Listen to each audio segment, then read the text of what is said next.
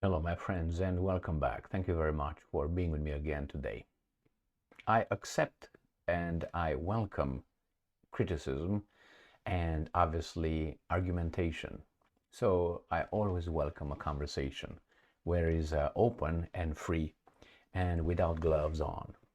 Why? Because I don't like to beat around the bushes. So I make, for instance, these videos not only on YouTube but on Rumble as well. I also post them on X, Twitter. And I have all kind of people who comment, and I'm grateful for that, as long as they are just intellectual conversations. If they're just meant to, be infantile, that's those people's comments, and good for them. They should do whatever their brains dictate them. So I expose myself willingly and how should I put, not only willingly, but with pleasure to conversations, to criticism. Therefore, when I see someone criticizing me, okay, good, you have the right, I'm glad. Now I'm going to check and see if the criticism is justified. And I say, oh, well, maybe this person has some good points. Let me look into that and I enhance my knowledge. Maybe I should change some of my views. I always enjoy that. It doesn't mean that sometimes I like that, but I also thank that person. Thank you very much for providing me with that kind of worldview or angle or information, because that helps me become more knowledgeable. Not smarter, more knowledgeable. So again, sometimes I pick on certain countries. Let's say in 2-3 days, one after another, I have the same subject, in this case Poland. But it's not because I just pick on Poland, I don't like Poland. I don't care about Poland in a way that good or bad. Like I don't care about other countries as well. I don't really care. But if they come out and they say something stupid, they being the politicians, and they do something stupid, or they say something that I think is stupid, I will come up here and comment on that, which you have the same right to comment on my statements and assessments. So think about that. I made a video on Poland a minute ago. I uploaded it regarding the Polish military scrambling its jets, F-16s, based on likely possibility that that was a Russian missile that entered its airspace, according to them.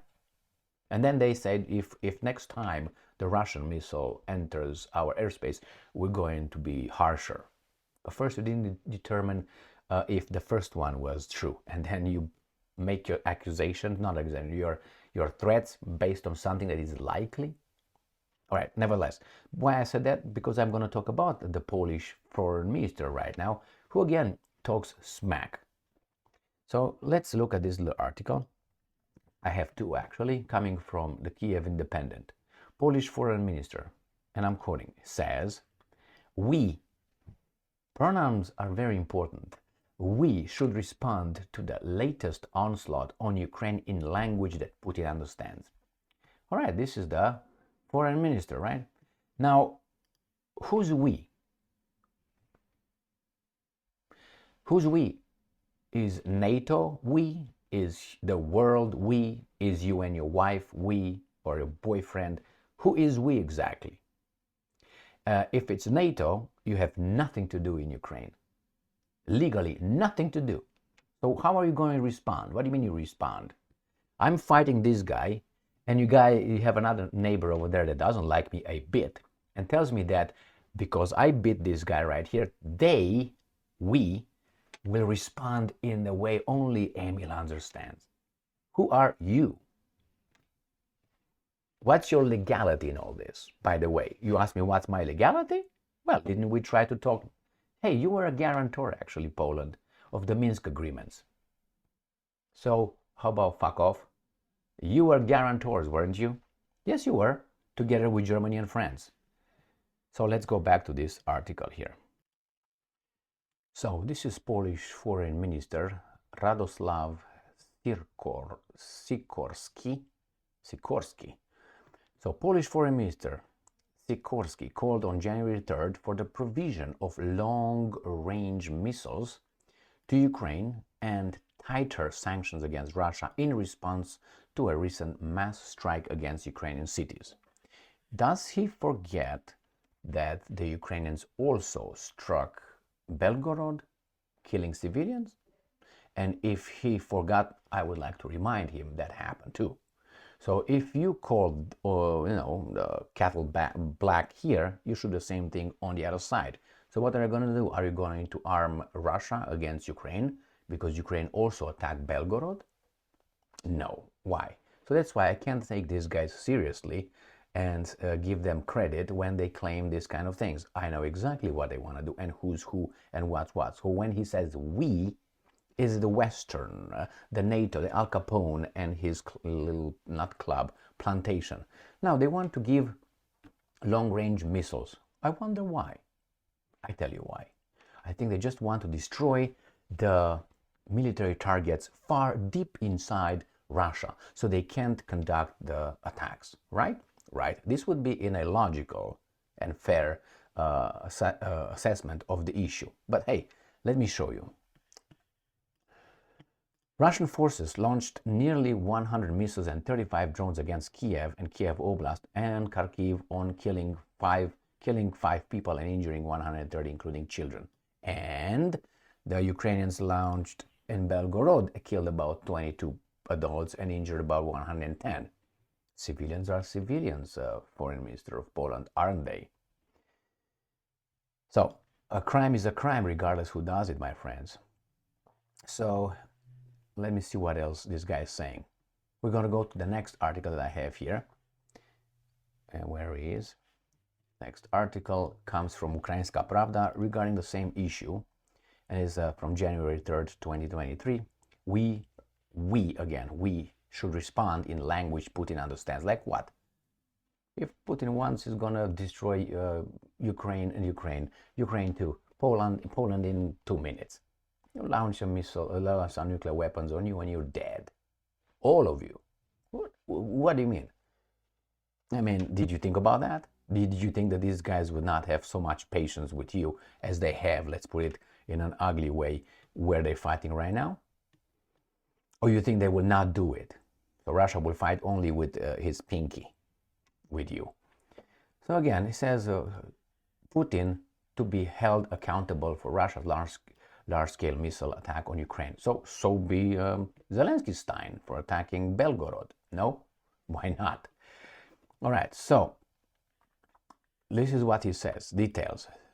Sikorsky called for tougher sanctions against Russia. You already had 12. And Russia is growing, Russian economy is growing, and yours is shrinking. What are you talking about? Well, it's okay. Al Capone gives the order, you suck it. To prevent Moscow from creating new weapons from smuggled components, and to provide Kiev with long-range missiles that would allow Ukraine, this is important, to destroy launch sites and command posts. All right. Do you know where most of these missiles were launched? What was the method? Well, I tell you, there were the strategic bombers. There were 16 strategic bombers from Murmansk, I think, by Norway and Finland. That's where they were. That's where they came. So are you going to hit there? And what makes you think that the Ukrainians will just hit military targets? Let's say bombers and airfields. Because they've never killed civilians? By accident. Huh? I think that now these guys are trying to hit Moscow and the Kerch Bridge. These are two things that the Ukrainians will definitely try to achieve, which I think they will. I think they will eventually destroy the Kerch Bridge, the Crimean Bridge, and successfully blow up something in the Kremlin or Moscow itself, some missiles. Even if it's not going to be something massively, destructive, but it will be a booster for morale. And not only, they will write in their history books forever, if the Ukrainian nation will be still around by the end of this garbage from NATO. We'll find out that. It's a possibility that there will be a known country anymore. There will be something like, I don't know, some Tutis, Mutsis, Bupis in a region of Russia, or some non-country. Ukraine could be a non-country, and we're going to have some people living in that country that could identify as Russians or Gypsies or Poles or Ukrainians, Romanians, Hungarians, and all those guys over there on a territory that used to be Russian, Polish, Lithuanian, Romanian, Hungarian, Ukrainian, Ukrainian, Soviet Unions, and then Russian again, and then Ukraine again, and then nothing, or something like that. We should respond to the latest. How are you going to respond? With sanctions? You? Why don't you sanction it? Why don't you sanction? I like when you have countries like Lithuania, Estonia, and Latvia, total population of 6.1 million, calling out, we should do. Well, yeah, do it. Nobody stops you. What can you do? Scratch my balls? Basically, that's how Russia thinks of these guys. The same Poland. We should. Okay, nobody stops you. Impose how many sanctions you want. Provide Ukraine with how many weapons you want. If you want, put your military at stake over there and the Russians will blow it. Not like that, blow it. You know what I mean. Okay? Why don't you do it? Nobody stops you. Or someone really stops you. That tells me it's a controlled war. When they say it's total war, all full-scale war, no, it's not.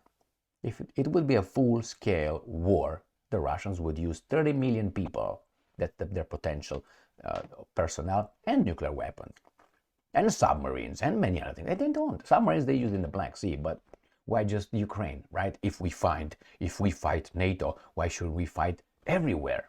Oh, because NATO likes to punch, but not to be punched back. So again, my friends, this is Weasel Talk with half-truth and only one angle of looking at matters. We. Okay, why don't you? You. Because you're too strong. Or maybe Al Capone doesn't let you. Which one is it? Or you work in packs? Why? Because you're strong? I know courage is individual and cowardness is in groups, right? But anyway, not in this case. The exception is NATO, or these guys in the West, whenever the United States of America get some allies to kick, I don't know, 4 million people country of Libya. Tough guys, man. Tough guys. Hooray. Or maybe Saddam with what? 24 million with a rusty army, and then we all have... Really? For what? What did you do? You beat a toddler? Mike Tyson beat a toddler together with Holyfield and Lennox Lewis and Muhammad Ali together. They all got to beat what? A toddler. And they all, we won. Desert Storm. You desert stormed the toddler? That was Saddam Hussein, for God's sake. But we went over there, yeah. All world champions. We needed to get together to beat the toddler. And then we all say, give me a medal right here. Yeah, put it right here. My friends, it's fucked up. Thank you very much for being with me again today. So who's we again? Stay strong, stay smart, look for the truth, and be just.